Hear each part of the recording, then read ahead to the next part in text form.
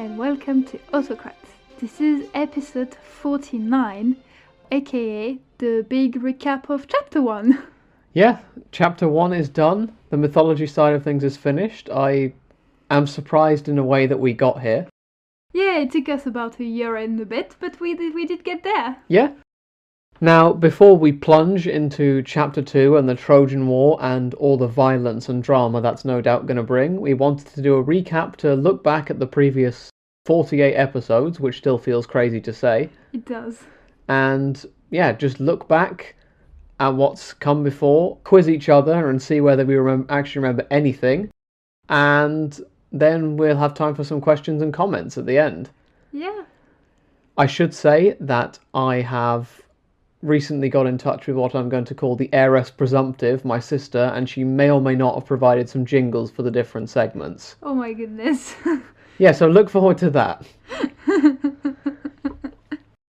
So, shall we go into the recap first?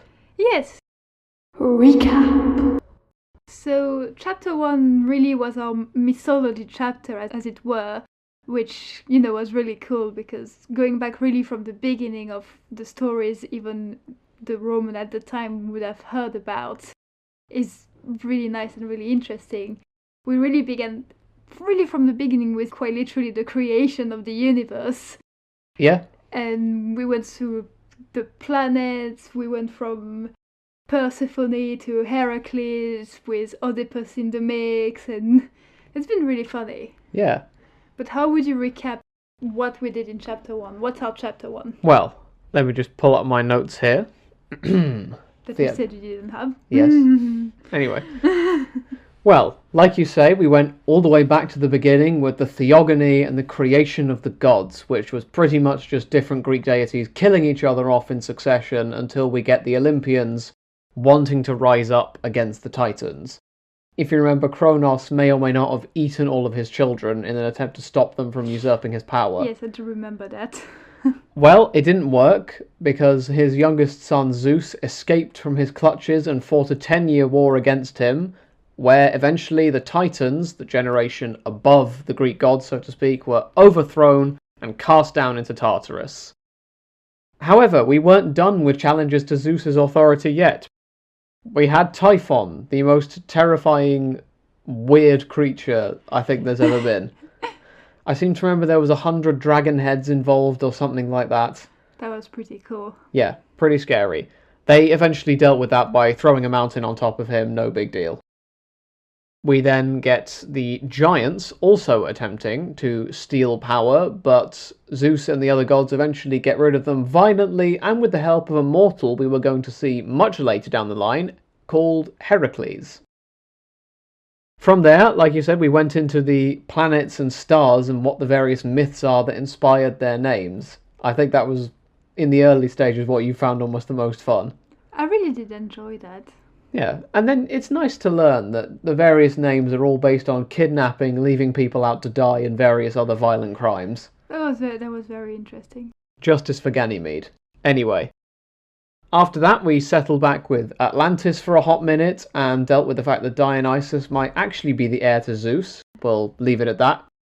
And from there, carried on to some of the more foundational Greek myths that I think more people would have heard of, like Prometheus, Pandora's box, old jar, as we found out. Yep. Noah, Perseus, even all the way through to the Minotaur and his labyrinths. Yeah. That was a grim story. That was grim. I did like learning about the Deucalion and Pyrrha, the Greek equivalent of Noah and whatever Noah's wife is called. We also went through a story like Oedipus, which, if the Minotaur wasn't creepy enough, this would be probably second on the creepy scale. We should do a creepy scale. Poor man. Yeah, creepy scale. So, you're saying that Oedipus is below the Minotaur? Yes. Yes. Alright, I'm okay with that. I mean, I think Kronos eating his children is... I don't actually know. I think that's third. Yeah, that does rank slightly below, I think. Not that we're condoning any of these activities. Do not take this as an Autocrat seal of approval, one way or the other.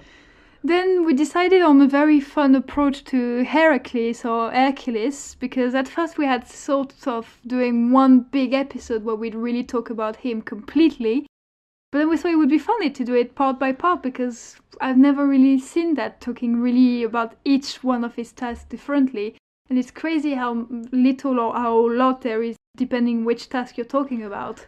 Yeah. Like the sources wise, I mean. Yeah. I mean, I am glad that we split it up, because I'm not sure, but I think the Heracles episodes would definitely be in excess of an hour or more. Would have been fun. It would have been. But I do like our approach, especially because we scattered in some other myths in between the tasks. We did some lesser known myths. Well, for me anyway, I didn't really know most of those, like Bellerophon, which was really interesting and not what I expected. Yep. Cadmus or Arachne, which was not creepy, but it talks about spiders, so you know.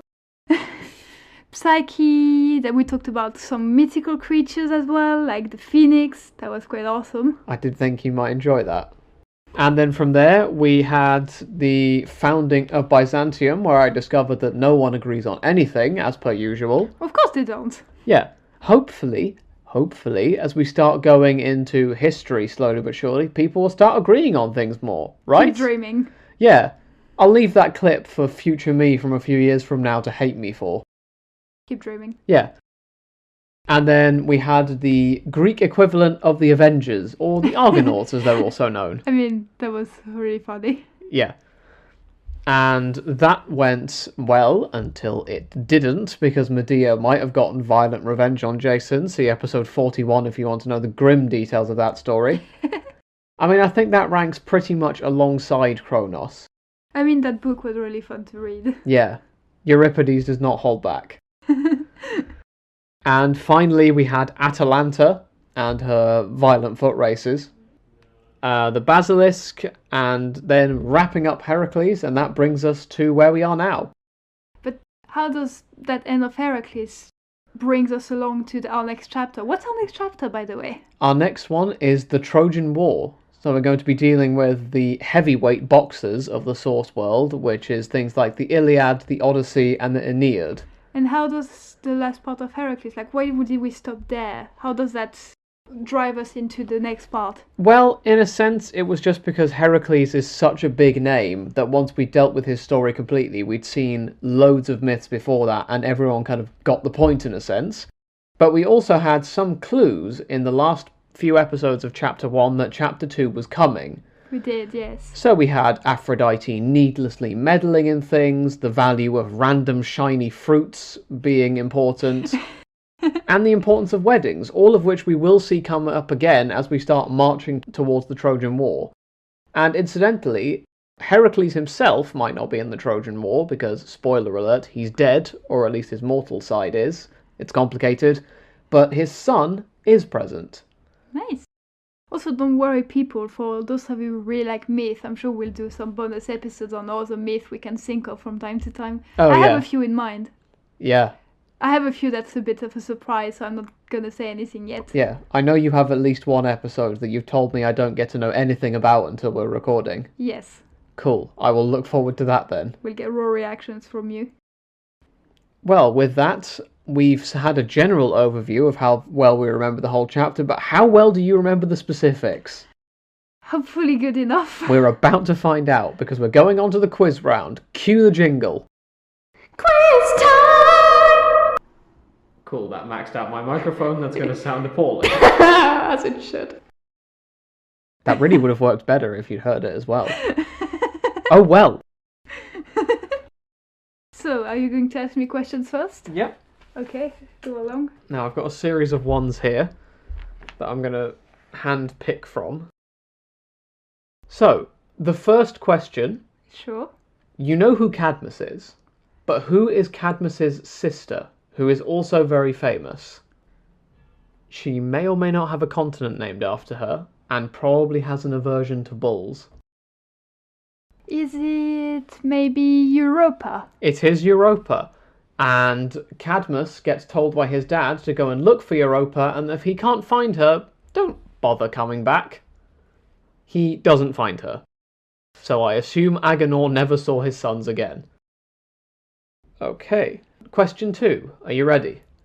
Yes. We've kind of covered this already, but what happens to Arachne? Arachne...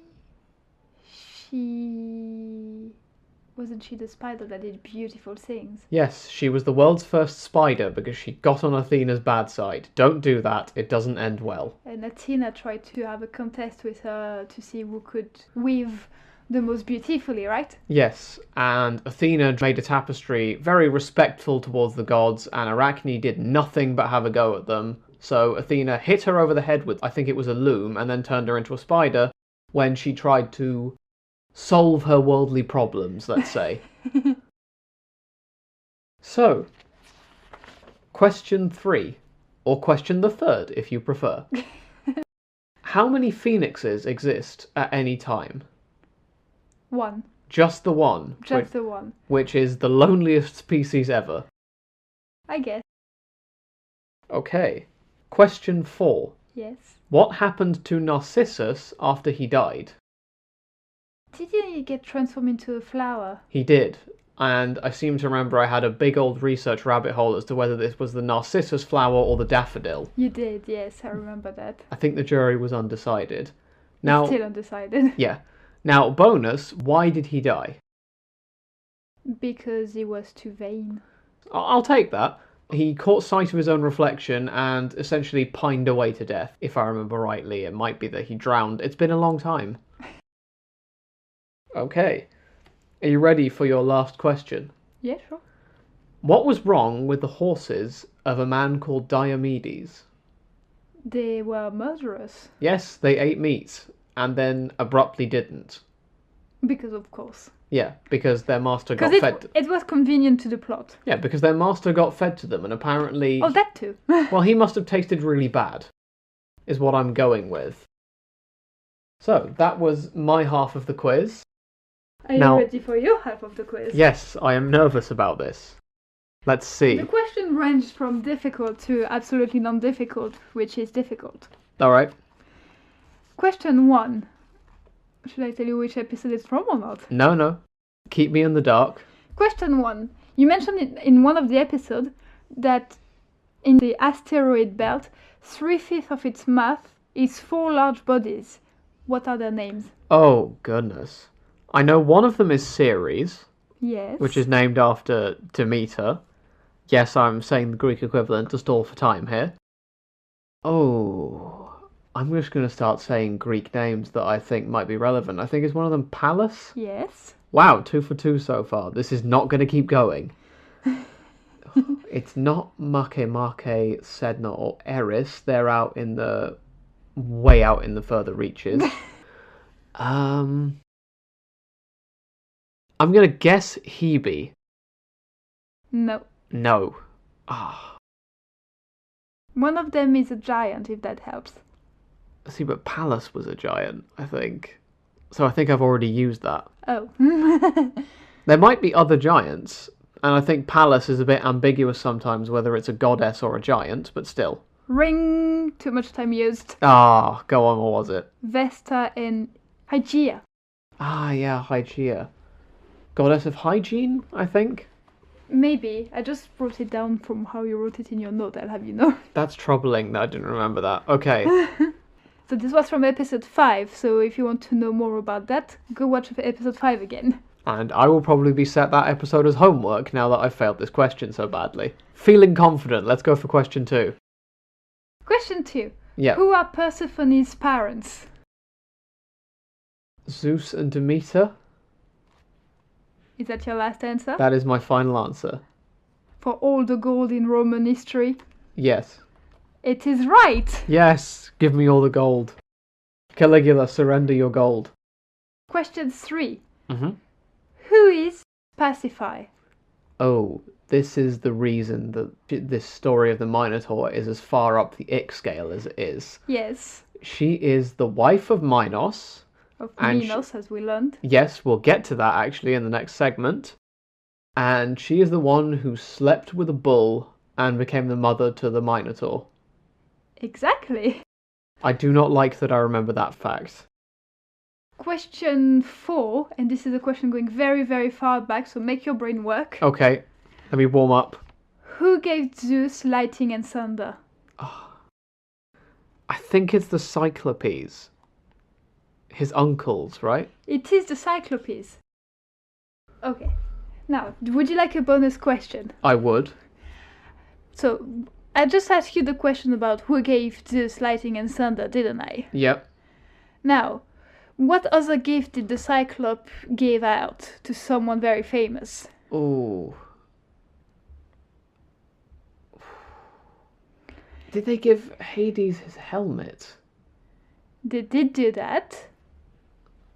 And there is another entity that got a very famous gift. A sea entity. Now, I think it's Poseidon. It is. Did they give him his trident by any chance? They did.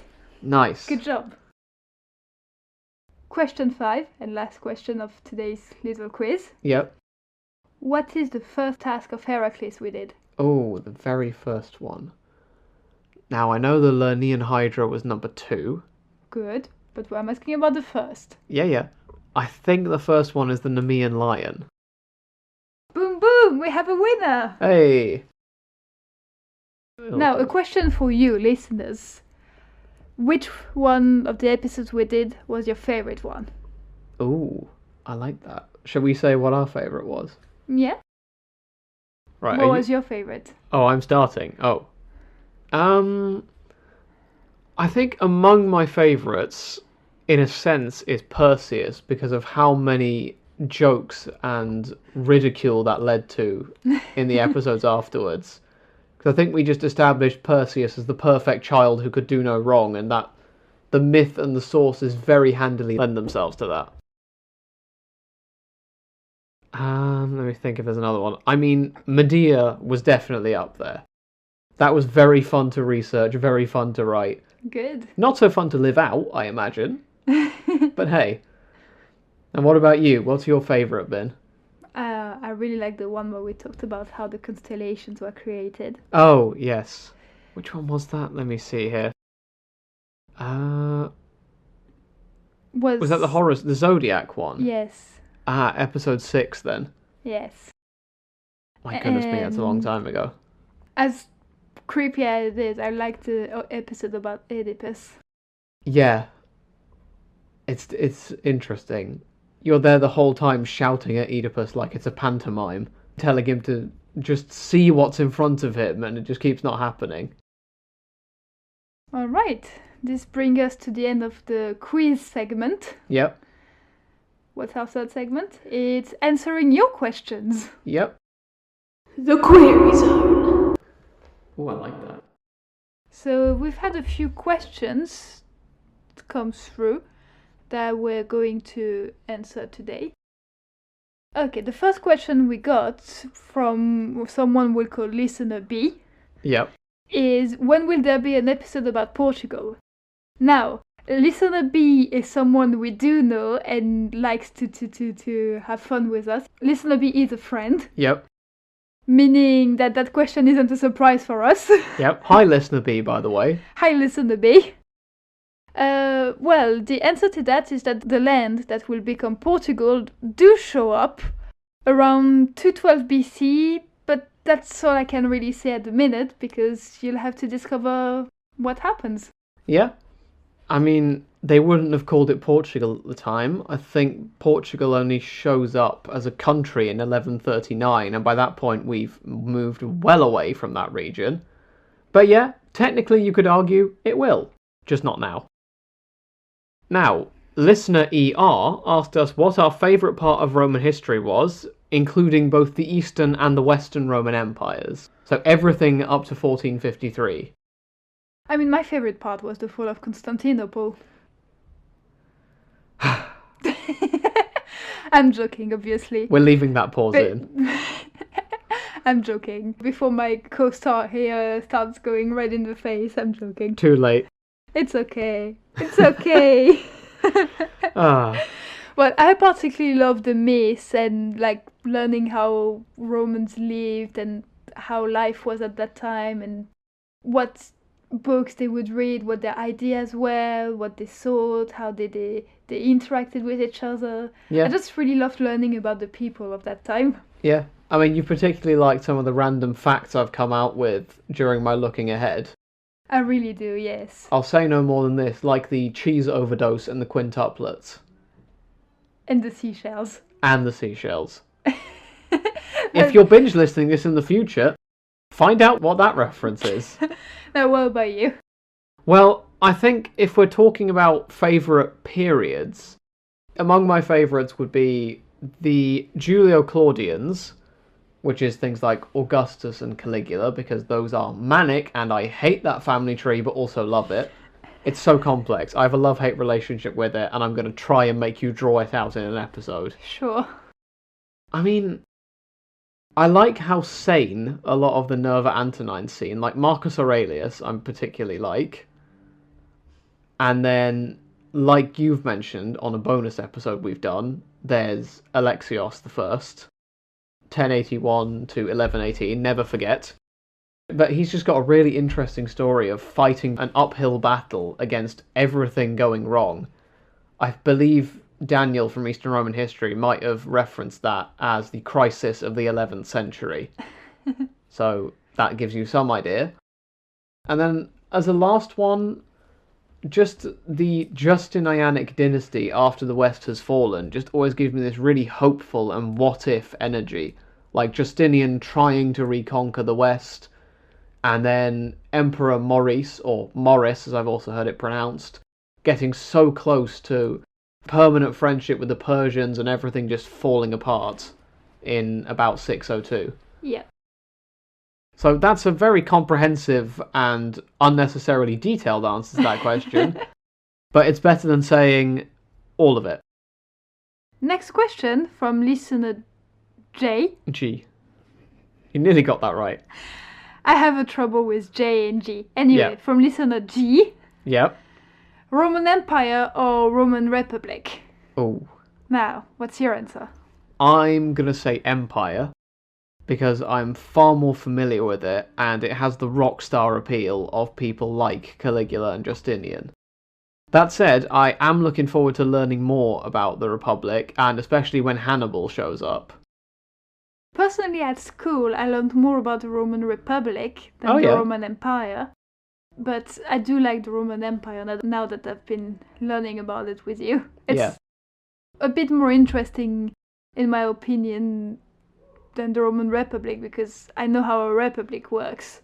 I mean, I literally come from one. But an empire, that's always interesting, because like you think emperor and you think all-powerful guy. Even king feels less powerful than emperor when you mention it like that. Yeah, I mean, the Persian title for emperor is Shah or King of Kings. And in any case, I have to prefer the empire since I'm Empress of Rome. Yeah. Yeah, we forgot about that during our recap. For those of you confused, we have an April Fool's Day episode. Go find out what's going on there. Also, it's not April Fool's Day. No, it's very real. Now, listener ER, as I'm going to call them, had a question about what prompted us to actually start all this about the mythology and history of Rome. Well, Vince has a very particular reason why he started that podcast. My reason for joining him was because I really love myth, and I found that a very interesting way to start learning about them more. And also it's a nice thing to do together. I personally always wanted to do something about Roman history, and I think this was one of my ambitions that stayed in a drawer marked maybe someday, that I would do something about the complete history of Rome. And then when we started talking more about that period, I realised you didn't know that much about some figures that I would consider noteworthy. So initially I wanted to write a series of mini biographies about the Roman emperors for you. I seem to remember actually starting to write and referencing one about Emperor Justin the First. And then that kind of morphed into making a series of mini episodes, but then that felt incomplete without things like the Republic, and I started including later figures like claimants to the empire after it was gone. So it kind of just morphed into doing that original idea about the whole story of Roman history anyway, And then I asked you whether you wanted to join and trapped you in this venture ever since.